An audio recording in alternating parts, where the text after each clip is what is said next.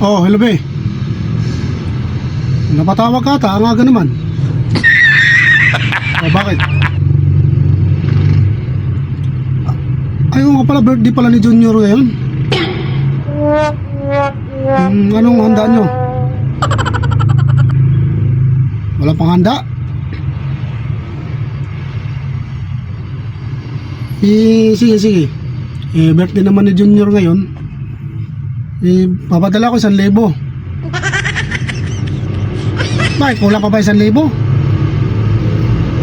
Naku be, wag na kayo mag-Jollibee. Ang mahal-mahal sa Jollibee, di natin kaya yun. Ayaw, di ba? Alam mo, gawin mo, ito gagawin, tuturo ko sa iyo.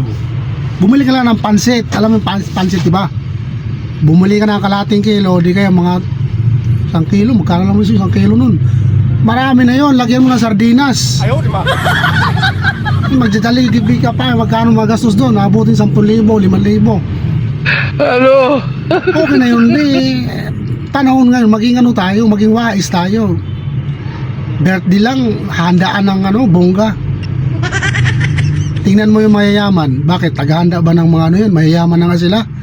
Tayo pa tayo ng mga kapuspalad. Ayaw, di ba?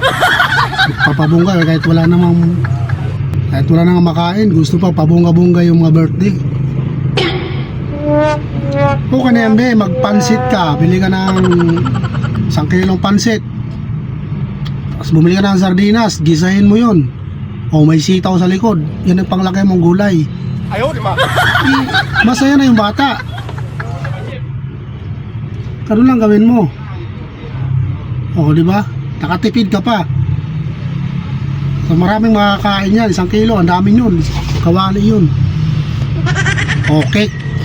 Hindi na kailangan ng cake. Alam mo ba yung tutong, di ba? Yun naman lang sa akin dati nung nag-birthday ako eh. Ayaw, di ba? O hindi rin nung bumili ka sa bakery sa tinapayan ni Ate Anan. O yung tinapay, ano ba yun? Yung tinapay na yun, muna ano ba yun? Parang putok. Lagyan mo ng kandila, sindihan mo. Parang cake na rin yan. Kung bili ka pa ng cake, napakamahal yan. Magkano yun? Pinakamura ata. 500 ba? 300. Iyon, magkano lang magastos mo kung bibili ka ng tinapay. Hindi kaya tutong ng kanin kung mayroon.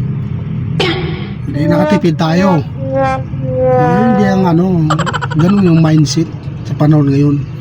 Kasi alam mo naman yun, napaka hirap kumita ng pera. So ganun na lang be. Magpapadala ko 1,000. Bili mo 1,000 lang bili ka ng pansit, marami. Ayaw, di ba? Sakto yun. Pansit ka na lang, makatipid pa tayo.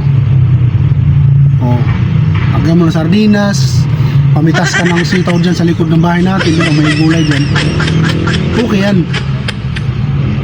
Wag natin magpabungga-bungga wala naman tayong may bubungga Sige na. Happy birthday na lang kay Junior. Ingat kayo. A few moments later.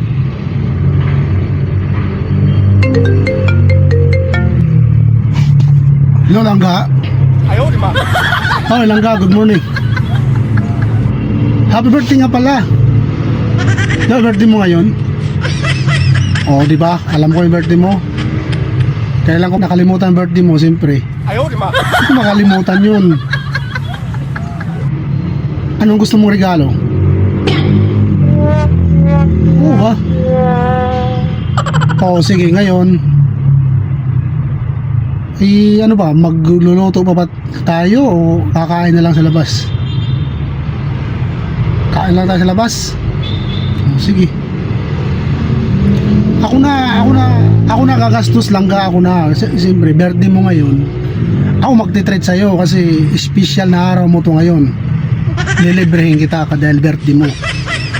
Kahit saan tayo pumunta, kahit saan mo gusto, yung mga ikaw bahala, mamili ka kung saan mo gusto kasi birthday mo nga ngayon. I-celebrate natin yung birthday mo. Alam mo naman, minsan lang naman sa isang taon yun, di ba? Ayaw, di ba? Kahit gumastos tayo isang beses lang sa isang taon yan bilang pasasalamat pa na sige lang nga. Sakto, mamaya uwi na rin ako. So ganun na lang, mag-sit ka dyan ng ano, kung saan tayo kakain. Yung ano na, yung video ano, hindi ma-crowd, Ayaw, di ba? yung private na. Para medyo ano lang, tayo lang. Oo, sige lang ka. Sakto na dito ako sa Makati ngayon. Ito na lang yung ano, deliver ko. Di mo ba alam, pinaghandaan ko talaga yung birthday mo, langga. Binuksan ko yung alkansya ko. Ayaw, di ba? Sabi ko, baka kulangin kasi yung ano alam mo naman, di ba, magastos yung pupuntahan natin na ano, kainan. Binuksan ko na rin yung alkansya ko para lang ano, ma-celebrate yung birthday mo. Oo, lang. Malaki-laki rin laman nun. May sakto pang ano na yun. Dagdagan ko na lang. Oo, binuksan ko talaga yung may dala ko sana sa December pa. Kaso na ano ko, naisip ko birthday mo pala ngayon. Sabi ko, birthday mo pala bukas, ngayong araw na to. So ngayon sabi ko, buksan ko na lang to. So sige lang ka. Happy birthday sa iyo. Sige na,